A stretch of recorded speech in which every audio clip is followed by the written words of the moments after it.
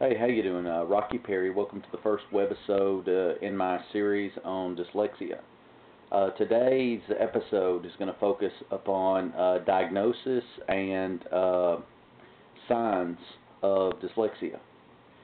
I should start by qualifying my webisodes by saying I'm in no way trained in the field as a specialist. I base this upon my own personal experiences being dyslexic, the things I went through, the various assistance I got from places like Scenic Land in Chattanooga, Tennessee, and various classes I went through, experiences I had, and then I'm a teacher myself these days, so I've sat through all the courses associated with exceptional education, and of course done a lot of study myself. My son is autistic, and we'll get into him later on.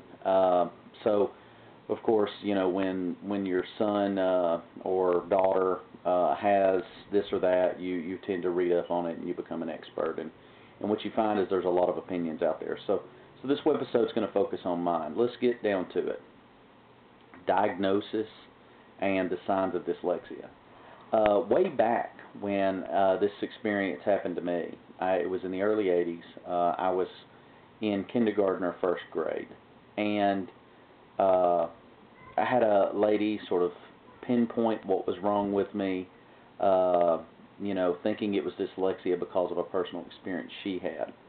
At the time in the early 80s, you've got to remember, there are colleges still giving out degrees that use the word retarded in them. We're very young when it comes to all of the understanding we have as far as mental health goes. And in today's day, here in 2012, things would have been handled differently than they were in the 1980s, even as they would have been in the 1990s. You've got to understand we're diagnosing children younger because we have a greater awareness of what's going on. When I was a child in the 1980s, and even back, there's the old backwards letter thing that comes into play with dyslexia all the time, which is almost built into its mythos and becomes something greater than what it really is. Because about that time you're supposed to be able to process language in an efficient way, and you're learning to read, you can't. And that all goes back to dyslexics using a different part of the brain to process language than everyone else, and it's less efficient, and it doesn't follow the standard timeline of development. One of the greatest myths about education is that we teach children to read in first grade, and we do. We go to great efforts to teach them how to read and about language, but the truth is that's the point of maturity in their development, that their brains pretty much start picking up on that function. Now, if your child does not fall under the normal timeline of development, they may be a little behind, they may be a little ahead, and every child is different. And that's one thing we know now. We've almost stopped trying to categorize things, especially when it comes to mental health. That's why autism is now the autism spectrum disorder, right? So it's a spectrum. Everything's a spectrum. So dyslexia. The one thing I would warn against is backwards letters is a very common myth.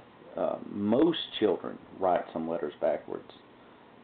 If your child is having some difficulty in school academically and writes some letters backwards but seems to be processing language okay, seems to have a full comprehension of what's being said to them, or able to communicate themselves verbally, and can, with some degree of efficiency, write things down and read, chances are you don't need to worry about the backwards lettering. There could be some other causations of that. That's pretty typical.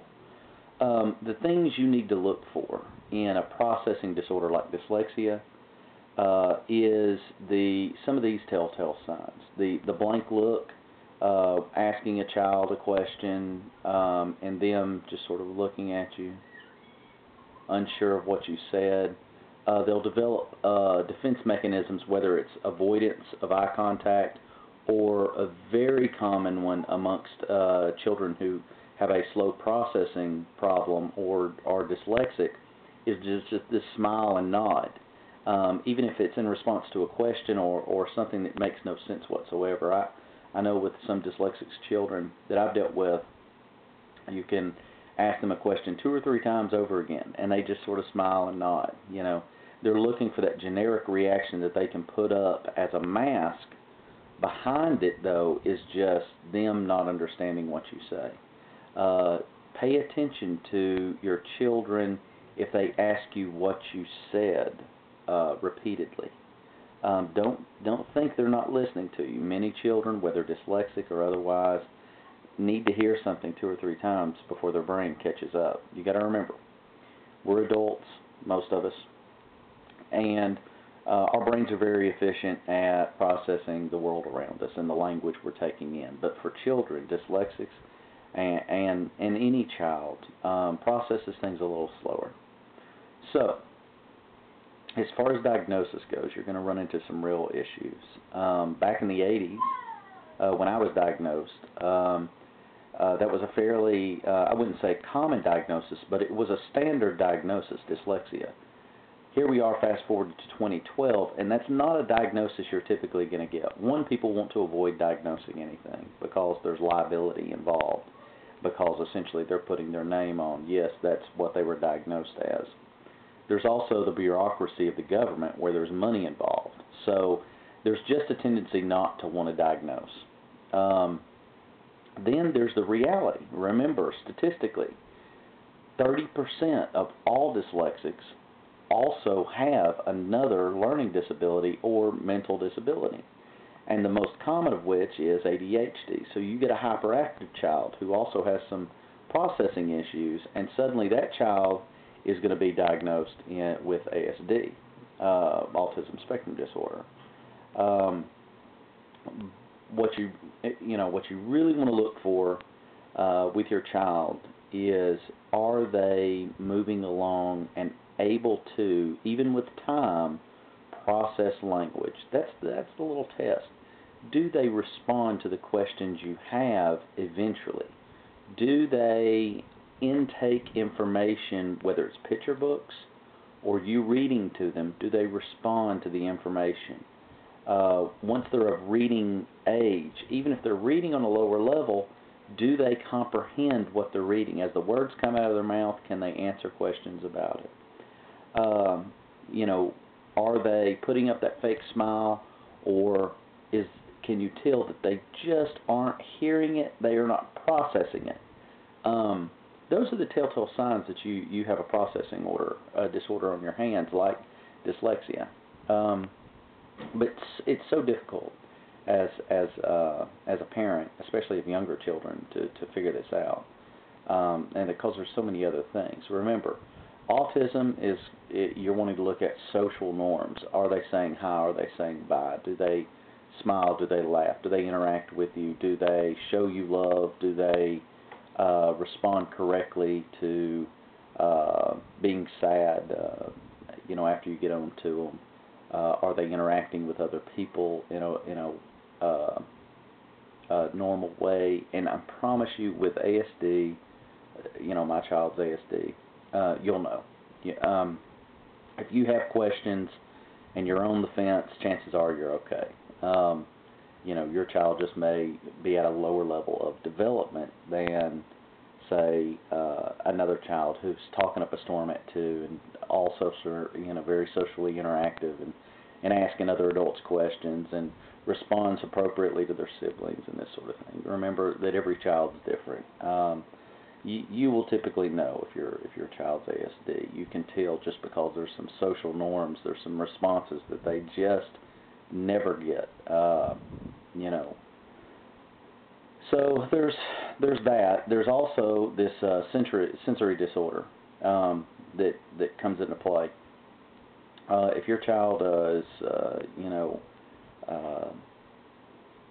has some sensory issues, this comes down to tactile touching. They may want to wear gloves a lot. They may prefer to be under the covers all the time. They might want to watch TV from behind something. They might like to be under things.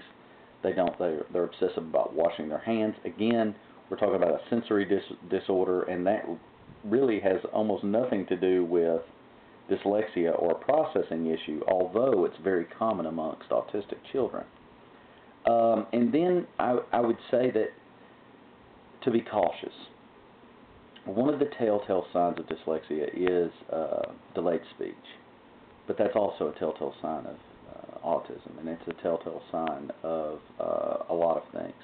Don't mistake shyness. There is something called selective mutism. If you have a daughter especially, or a son who does not talk, chooses not to talk, will not respond to you, but does interact with you, yes, they want juice, and they'll take you to get juice, and they'll do these things, but they just don't talk.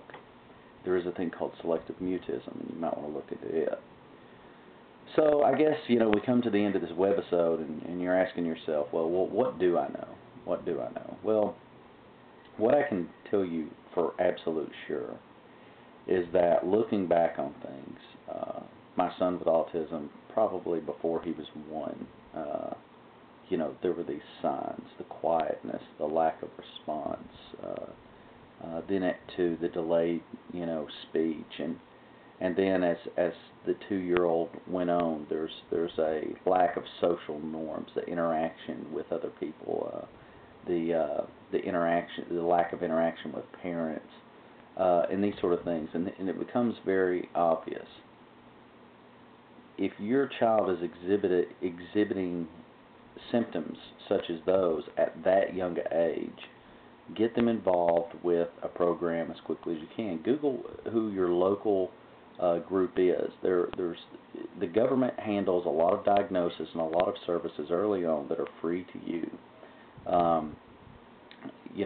Google your county and special education, and I would add on autism, regardless of what you think the diagnosis is, because we've become such an autistic-centered mental health system in America that almost everything either falls under that diagnosis or it's associated with that diagnosis in the same department of who you're dealing with.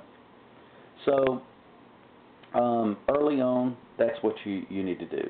Seek them out. Let the experts deal with it. Even as early as 1, 2, or 3 years old, there are people who will look at your child for free and give you some recommendations on what you can do. If your child doesn't fall under that category, and you like me, made it until you're in school and you've got some questions, again, I would contact some outside sources from your school. The school system has a different agenda than you as a parent, and they have a different set of rules and regulations they have to follow. As sad as it is, sometimes it's more about, where are we going to put the child? Do we have anybody that actually is qualified to teach and administer therapy to this child? There's a lot of complicated issues within the school system. Being a big public school system as part of the government, it's not run terribly efficiently. We all know how efficient the government is. Even as an employee of them, we know. So seek out those other groups that are doing diagnosis in your area. Again, don't be afraid to focus on autistic groups because they have a great deal of expertise, and they will be able to tell you, no, your child has a sensory issue, no, your child is dyslexic, no, your child, has some other issue. They're the experts, and you're just not going to find if you're in Kansas or you're in Montana or you're in some low population area like I am here in Flintstone, Georgia, near Chattanooga.